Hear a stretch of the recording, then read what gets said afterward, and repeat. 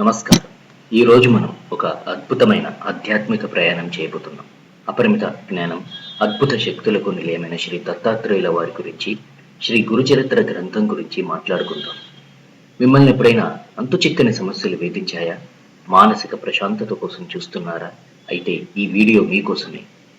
దత్తాత్రేయుల వారి శ్రీ గురుచరిత్ర మామూలు పుస్తకం కాదు. అది ఒక జీవన మార్గం, అదృష్టాన్ని కలిగించే అపూర్వ గ్రంథం. దత్తాత్రేయుడు త్రిమూర్తులైన బ్రహ్మ, విష్ణు, మహేశ్వరుల స్వరూపం. అత్రి మహర్షి, అనసూయ దంపతులకు వరప్రసాదంగా జన్మించిన దత్తుడు సృష్టి, స్థితి, లయ కారకుడై కరుణ, దయ, క్షమ, సత్యం, ధైర్యం వంటి శుభగుణాలకు ప్రతీకగా నిలుస్తాడు. దత్తాత్రేయుడు జ్ఞాన స్వరూపుడు. తన భక్తులకు జ్ఞానం, ఆరోగ్యం, ఐశ్వర్యం ప్రసాదించి మోక్ష మార్గాన్ని సుగమం చేస్తాడు.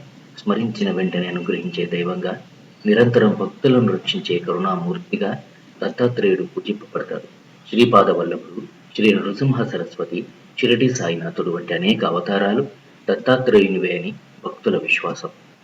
శ్రీ గురుచరిత్ర అనేది దత్తాత్రేయుని రెండు అవతారాలైన శ్రీపాద శ్రీవల్లభుడు, నృసింహ సరస్వతి స్వామివారి దివ్య లీలా విశేషాలను, మహిమలను వివరించే పవిత్ర గ్రంథం. కలియుగంలో కామధేనువు, కల్పవృక్షంతో సమానమైనదిగా ఈ గ్రంథం పరిగణించబడుతుంది. ఈ గ్రంథ పారాయణం చేయడం ద్వారా అనేక ప్రయోజనాలు కలుగుతాయని నమ్మకం ఉంది.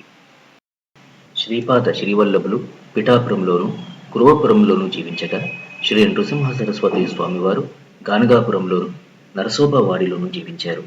గురుచరిత్ర పారాయణం వల్ల రుణబాధలు, గ్రహదోషాలు, పితృదోషాలు వంటివి తొలగిపోతాయి. జీవితంలో ఎదురయ్యే అడ్డంకులు తొలగి శుభాలు కలుగుతాయి. దత్తాత్రేయుడు జ్ఞాన స్వరూపుడు కాబట్టి ఆయన చరిత్రను పారాయణం చేయడం వల్ల జ్ఞానం పెరుగుతుంది. ఆధ్యాత్మికంగా పరిణతి చెందుతారు. దత్తాత్రేయుని ఆశీర్వాదంతో మనస్సు శాంతంగా ఉంటుంది. మానసిక ప్రశాంతత లభిస్తుంది. ఈ పారాయణం మోక్ష మార్గాన్ని సుగమం చేస్తుందని, భక్తులు ఆత్మజ్ఞానాన్ని పొంది పరమాత్మను చేరుకుంటారనే విశ్వాసం ఉంది. దత్తాత్రేయుడు త్రిమూర్తుల స్వరూపం కాబట్టి ఆయనను పూజించడం ద్వారా సకల దేవతల ఆశీస్సులను పొందవచ్చని నమ్ముతారు. శ్రీ గురుచరిత్ర గ్రంథాన్ని ముందుగా శ్రీ సరస్వతి గంగాధర్ గారు మరాఠీలో రచించారు. ఆ తర్వాత చాలా మంది రచయితలు తెలుగులో దీన్ని అనువదించారు. ఇందులో చెప్పుకోదగ్గవారు ఎక్కిరాల భరద్వాజ గారు. వారు రచించిన శ్రీ గురుచరిత్ర అనేది తెలుగులో అత్యంత ప్రాచుర్యం పొందిన గ్రంథం. ఎక్కిరాల భరద్వాజ గారు చేసింది వర్డ్ టు వర్డ్ ట్రాన్స్లేషన్ కాదు. ఆయన మూల గ్రంథంలోని భావం ఏమాత్రం చెడకుండా సరళమైన, స్పష్టమైన భాషను ఉపయోగించి ఆధ్యాత్మిక సారాన్ని అత్యంత సులభమైన పద్ధతిలో తెలుగు వారికి అందించారు. ఇందుకుగాను ఆయన చేసిన కృషి చాలా గొప్పది. అదేవిధంగా ఆచార్య బేతవోలు రామబ్రహ్మం, శ్రీ శ్రీపాద వెంకట సుబ్రహ్మణ్యం గారు కూడా తెలుగులో శ్రీ గురుచరిత్రని అనువదించారు.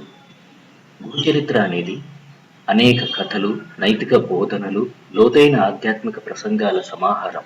ఇది కేవలం ఒక జీవిత చరిత్ర కాదు, ఇది దివ్య లీలల సంకలనం.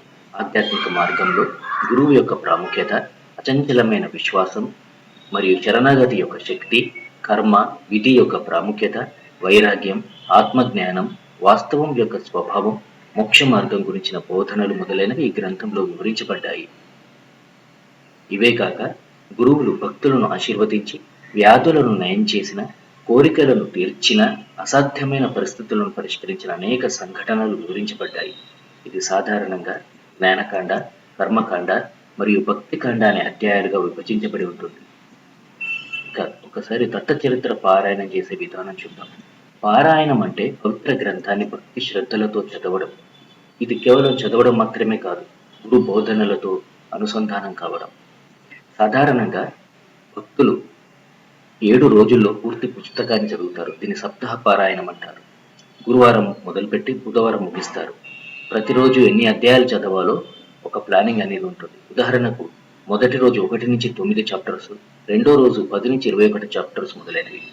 అదేవిధంగా సమయం లేని వారు ప్రతిరోజు 1 లేదా 2 అధ్యాయాలు చదువుతారు. ఇట్లా చదువుతూ ఎక్కువ కాలంలో పూర్తి చేస్తారు.